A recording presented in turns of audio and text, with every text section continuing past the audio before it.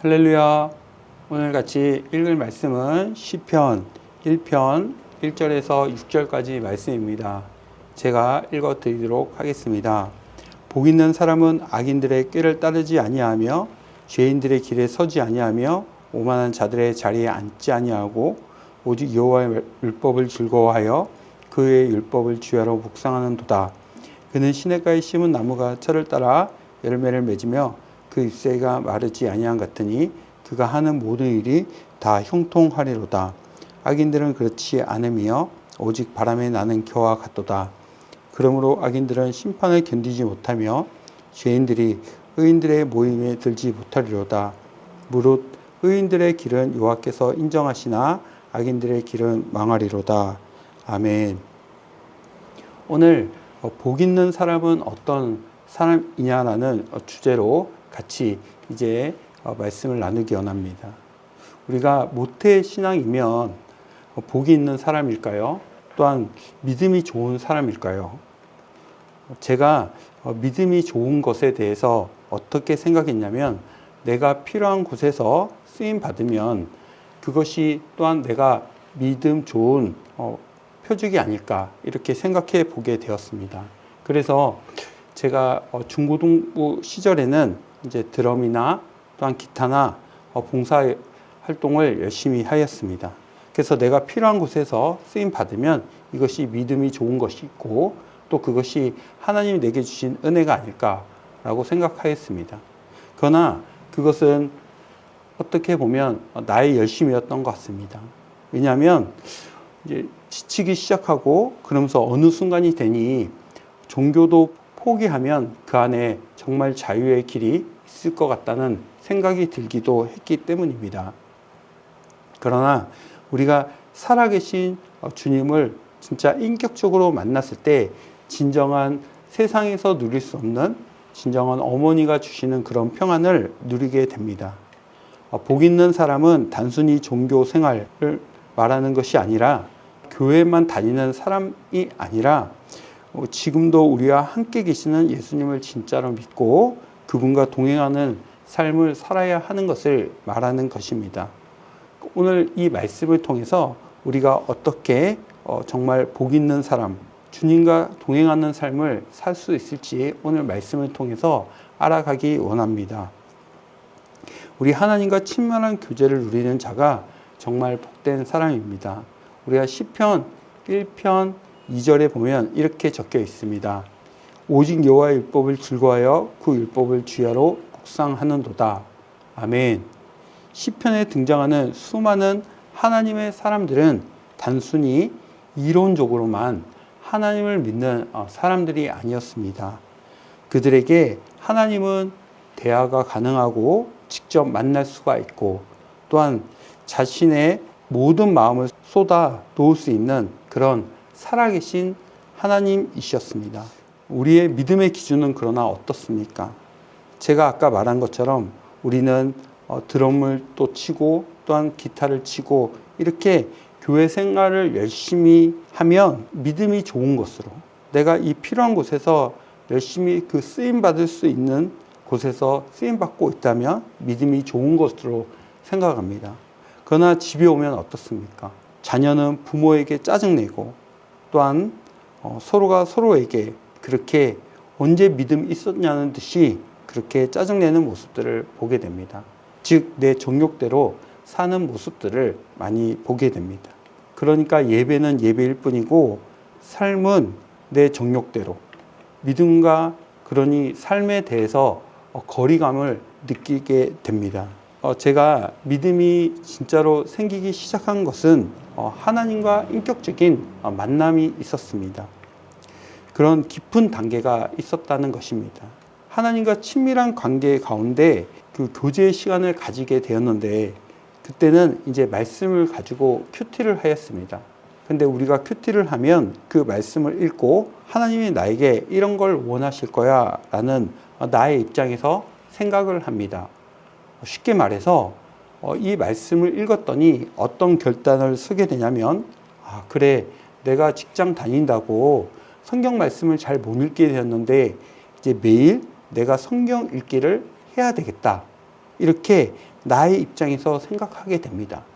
그런데 우리가 거기에서 그치지 말고 반대로 하나님의 입장에서 그 말씀이 나에게 무엇을 원하시는지, 하나님이 나에게 어떤 걸 원하시는지 우리가 그것을 묵상해 본다면 하나님과의 나의 약간의 거리감이 있다는 것을 알게 됩니다. 하나님의 기뻐하시는 것을 내가 기뻐하고 하나님이 싫어하시는 것을 내가 버리는 삶을 살고 있는가, 그것을 생각해 볼 때 하나님과의 나의 거리감이 조금 있었는데 그 거리감을 좁혀 나아가면서 하나님과 인격적인 만남을 이루어지게 되었다라는 것입니다. 성경이 말하는 복 있는 사람은 무엇이냐면 세상적인 성공을 거둔 사람을 말하는 것이 아닙니다.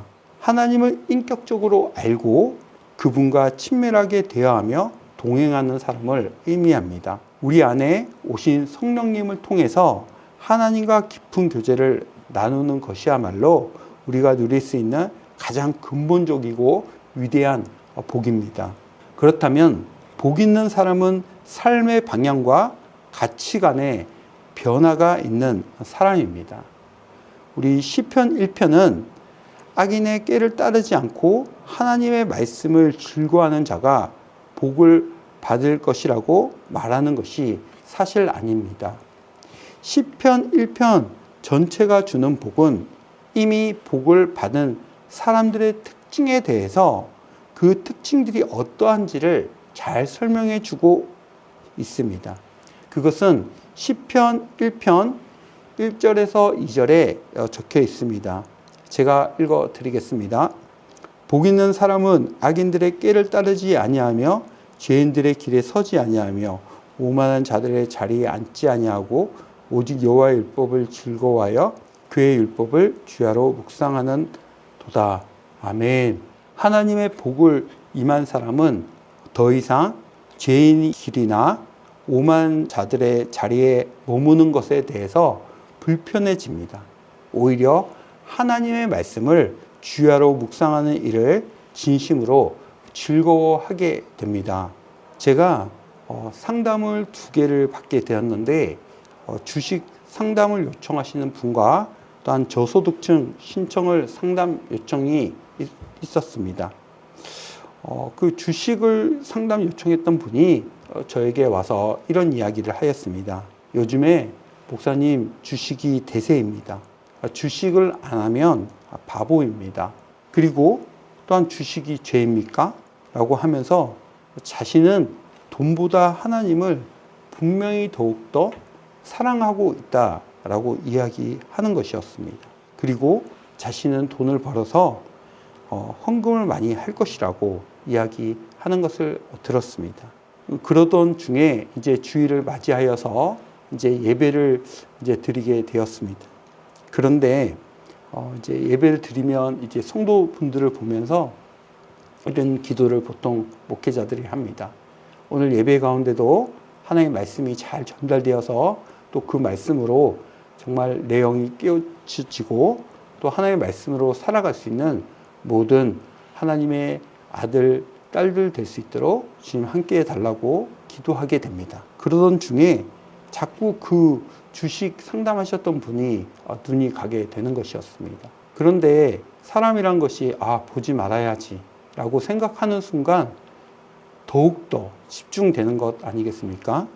그래서 이렇게 보게 되었는데 그분이 예배 드리기 전에 보통 우리가 예배 드리기 위해 경건한 마음으로 기도하면서 예배를 준비하는데 핸드폰을 너무나도 집중하면서 쳐다보는 것이었습니다. 그리고 또 예배 중간중간에도 이렇게 말씀 듣다가 급하게 핸드폰을 쳐다보고 그리고 핸드폰을 한참 동안 계속 여러 번 쳐다보는 것이었어요. 그리고 예배를 또한 끝나자마자 다른 분들은 이렇게 서로 성도들 간에 인사하고 그러고 있는데 이제 그분은 자기 자리에 그냥 앉아서 핸드폰만 계속 쳐다보는 모습을 보았습니다. 나중에 알아보니 이제 그분이 이제 주식이 걱정이 되어서 예배 중간에서도 계속 주식을 보고 또한 예배 끝나자마자 또한 주식이 걱정돼서 계속 주식이 지금 어떻게 되었는지 확인하는 것이었습니다. 우리가 그럴 때 우리가 한번 생각해 보아야 될 것입니다. 물론 이 주식보다 하나님을 더 사랑한다고 했지만 우리가 이 예배 가운데 하나님이 예배 받으셔야 되는 이 예배 가운데 정말 성령님이 나에게 주시는 말씀이 무엇일까? 라는 생각을 한번 해보할 때 내가 만든 하나님으로 믿지 않고 있는가 한번 생각해 봐야 될 것입니다. 그리고 저소득층 상담을 요청하는 내용이 하나 있었습니다. 평법으로 저소득층 혜택을 받으려는 사람의 또한 상담 내용이었습니다. 이 이야기를 들으면서 저도 고민에 빠지게 되었습니다. 물론 상황과 환경들을 들었을 때 다 이해가 되고, 그러나 우리가 가장 중요한 것은 하나님의 입장에서 우리가 생각해 보았을 때 그렇게 평법이라고 하지만 어떻게 보면 엄연히 불법입니다. 그러면 그렇게 하면서도 그것이 하나님의 기뻐하는 것이고 우리가 정말 성령의 사람들이 해야 될 일들일까라는 생각을 한번 해보게 되었습니다. 우리는 한번 그렇지 않습니까? 하나님을 어떻게 믿고 있습니까? 내가 만든 하나님을 믿고 있지는 않습니까? 하나님은 이럴 거야 라고 만들어 놓고 하나님은 분명히 이렇게 나에게 축복해 주실 거야 라고 내가 만든 하나님을 믿고 있진 않습니까? 세상의 기준이 아니라 우리가 하나님의 시선으로 모든 것을 생각해 봐야 할 것 같습니다. 우리 내면에서 들려오는 성령의 음성에 귀를 기울이며 말씀대로 살아가고 싶어하는 간절함이 우리 안에서 말씀을 통해서 일어나고 있다면 이미 이 사람들은 복 있는 사람들의 길을 걷고 있다라고 하고 있습니다. 그래서 참된 형통은 세상의 기준이 아닌 하나님의 시선으로 모든 것을 분별해야 합니다. 그래서 시편 1편 3절에는 이렇게 적혀 있습니다. 그는 시냇가에 심은 나무가 철을 따라 열매를 맺으며 그 잎사귀가 마르지 아니한 같으니 그가 하는 모든 일이 다 형통하리로다. 아멘. 우리는 흔히 사업이 잘 되거나 자녀가 성공하는 것을 형통이라고 생각합니다. 그러나 성경이 말하는 형통은 시냇가에 심은 나무가 시절을 따라 열매를 맺는 것과 같습니다. 아브라함과 롯의 선택을 보면 당장 눈에 보이는 기름진 땅을 택한 롯이 성공한 것처럼 보입니다. 그러나 하나님의 약속을 붙잡은 아브라함이 진정한 복의 통로가 되었습니다. 지금 당장 삶이 고단하고 힘들더라도 내가 하나님께 뿌리를 내고 있는지 우리가 분명 오늘 말씀을 통해서 점검해 보아야 됩니다.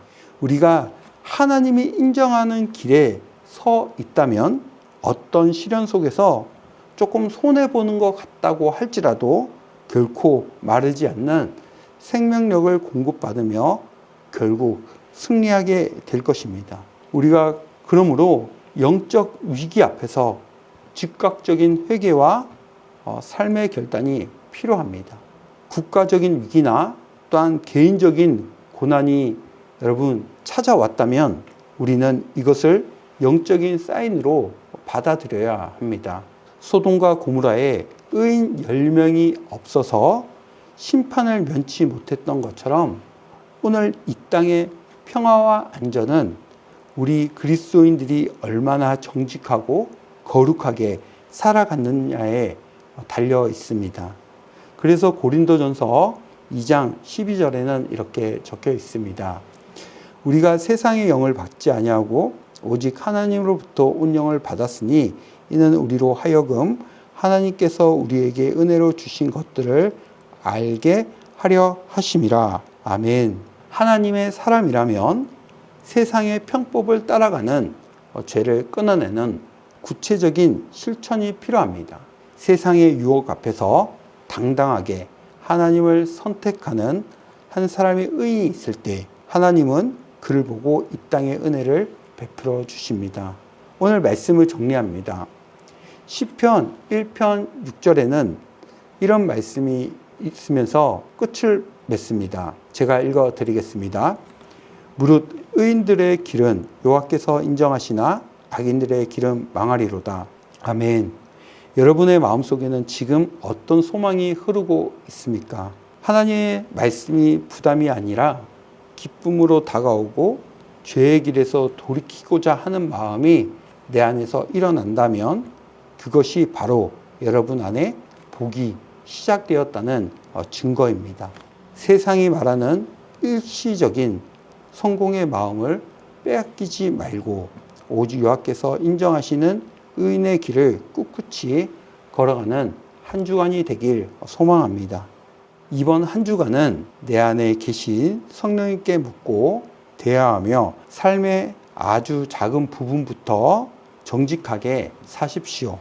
내가 만든 하나님이 아니라 하나님의 시선으로 정직하게 서십시오.